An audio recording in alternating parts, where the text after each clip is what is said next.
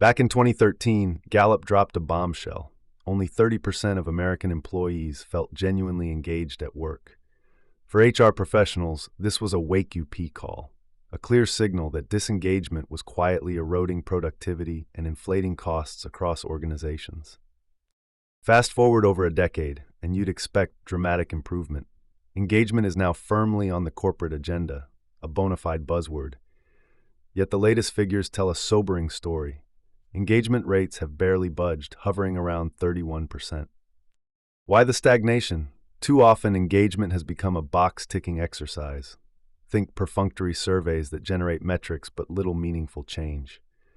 The truth is, asking employees to be more engaged misses the point entirely. What's needed is a fundamental shift from measuring engagement to nurturing well-being. When organizations support the whole person, their health, happiness, sense of belonging, and professional growth, the results speak for themselves. This approach isn't just more humane, it's more effective. Here's a question worth pondering. When did emotions get such a bad reputation in the workplace? Wind the clock back to ancient Greece, and you'll find Plato arguing that emotions and logic worked in harmony, two essential forces powering human behavior and decision-making. But this balanced view didn't last. Over time, reason and emotion became separated, with logic elevated to the superior position. Descartes famously declared, "I think, therefore I am," not "I feel, therefore I am," effectively sidelining emotions as unreliable and irrelevant to our existence. Conventional office culture has largely followed Descartes' lead. Reason and logic reign supreme, while emotions are treated as distractions to be managed, suppressed, or left at the door.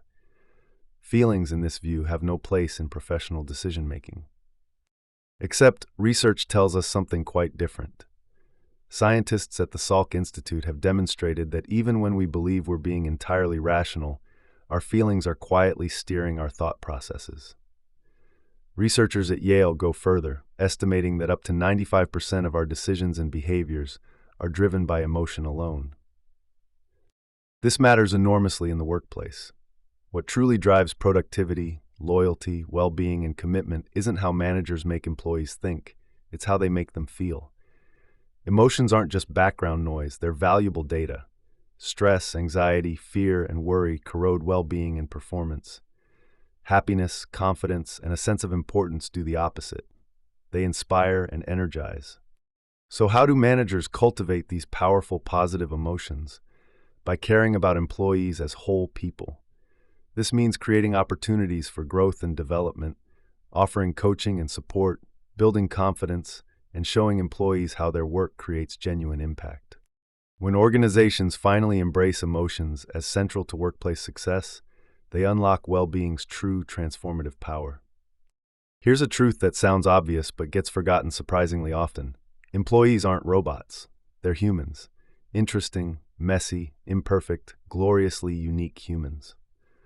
The degree to which managers can embrace this shared humanity, messiness and all, directly determines how well they can inspire genuine well-being. In theory, everyone knows that colleagues arrive with different perspectives and backgrounds. In practice, one of the biggest frustrations managers face is when others behave in ways they don't agree with, find appropriate, or frankly understand. There's a reason for this disconnect. Despite the old saying that opposites attract, psychologists have found we're actually hardwired to gravitate toward like-minded people. Overriding that impulse becomes essential when working in diverse teams. And diverse they are. Employees bring vastly different life experiences, cultural backgrounds, personality types, some introverted, others extroverted, plus varying life stages and aspirations. The key isn't just tolerating these differences, but actively embracing them. When managers tap into diverse perspectives, they unlock creative problem-solving and innovation that homogeneous thinking simply can't match.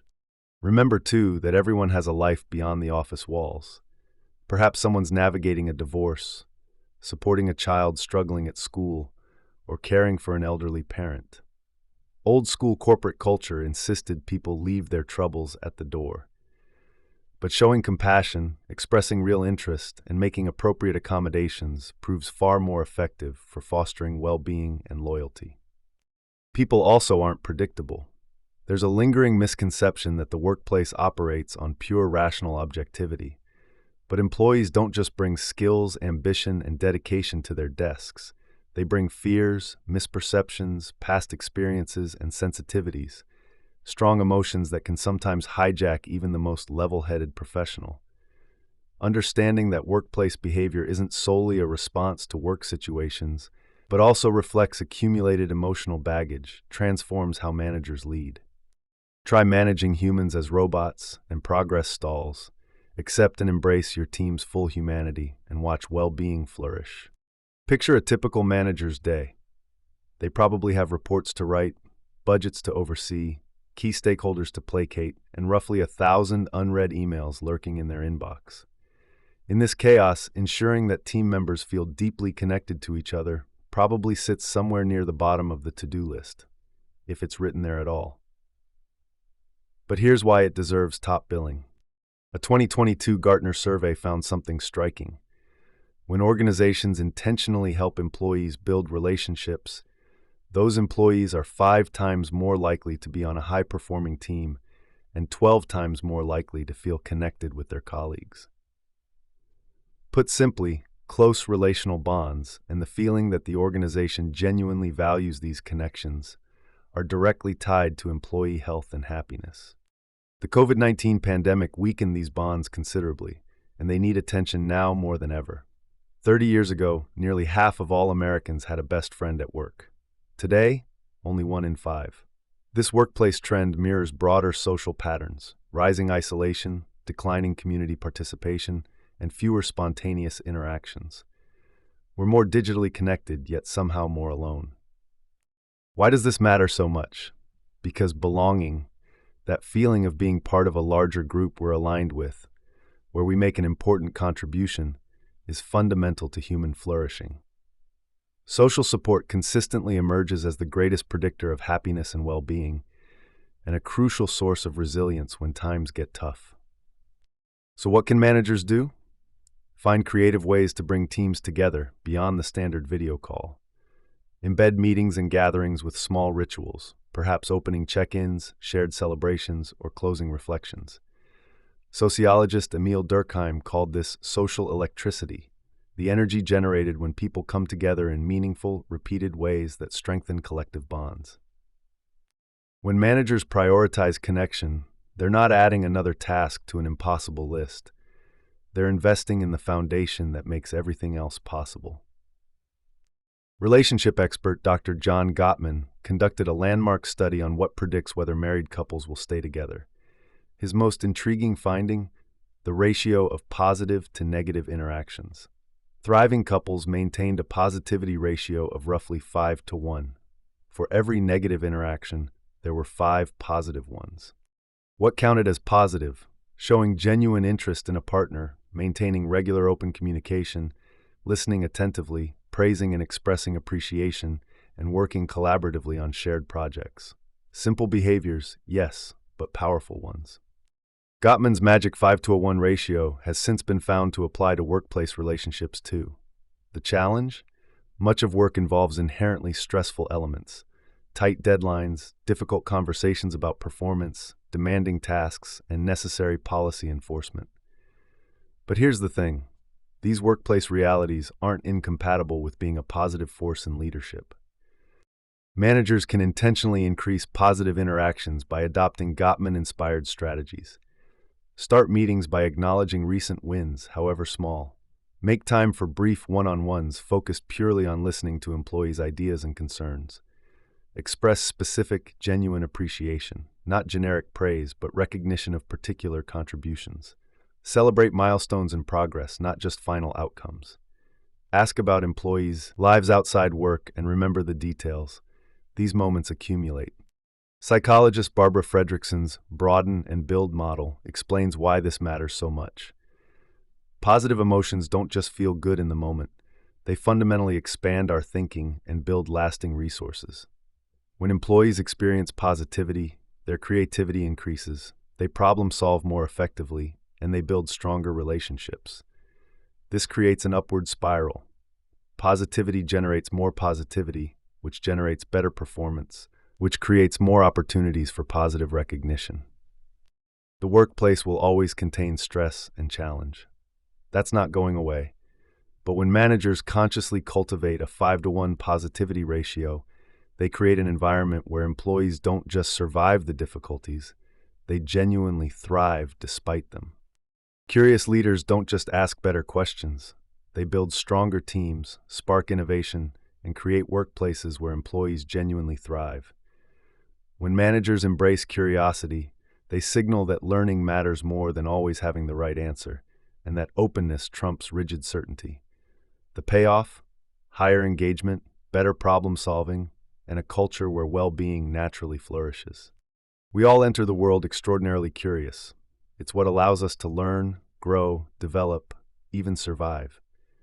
When leaders embrace lifelong learning, question the status quo, and stay open to change, they become not only more innovative, but also more adaptable and emotionally intelligent, essential qualities for effective leadership in complex environments. Yet somewhere along the way, many adults become actively anti-curious. What transforms questioning children into uncurious adults? Several forces conspire against curiosity. Our adult egos prefer feeling knowledgeable and successful to admitting uncertainty. Confirmation bias keeps us seeking information that reinforces existing beliefs rather than challenging them.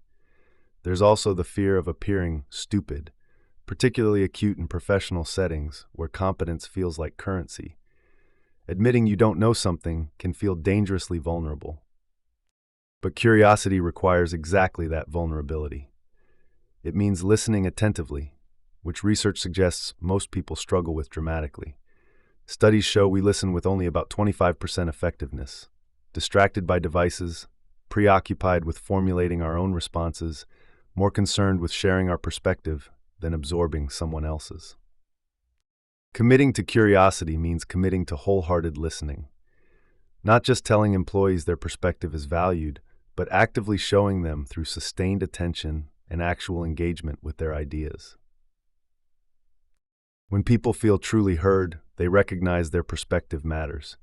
This contributes to a culture of curiosity, where employees feel safe participating actively in discussions, projects, and problem solving. They take intellectual risks, share unconventional ideas, and bring their full creative capacity to work. Curious leadership isn't a soft skill. It's the foundation for building workplaces where well-being and performance rise together. It's no secret that managers and C-suite executives earn the most money and enjoy the best perks. The downside? More stress, or so conventional wisdom would have us believe. Sir Michael Marmot, professor of public health at UCL, challenges this assumption entirely. In an epic multi-decade study, he discovered something counterintuitive. The lower someone's rank, the higher their stress level. How could this possibly be true? After all, managers carry more ownership, more responsibility, more at stake. Surely that creates more stress? Marmot's crucial finding was this: lower-ranked workers had the least control over their workdays and tasks. And lack of control, it turns out, is profoundly stressful. More ownership, counterintuitively, led to less stress, not more. The implications for employee well-being are striking. When workers gain empowerment, flexibility, autonomy, and responsibility, their well-being improves drastically. Yet many managers remain reluctant to loosen their grip, fearing that without direct control, employees will underperform or let things slip. This fear is understandable, but easily mitigated with the right approach. Start by communicating clear expectations. When employees understand what success looks like, they can self-direct effectively. Ambiguity creates anxiety, clarity creates confidence. Learn to trust, perhaps building gradually. Begin by delegating smaller tasks, then expand responsibility as a relationship of mutual trust develops on both sides.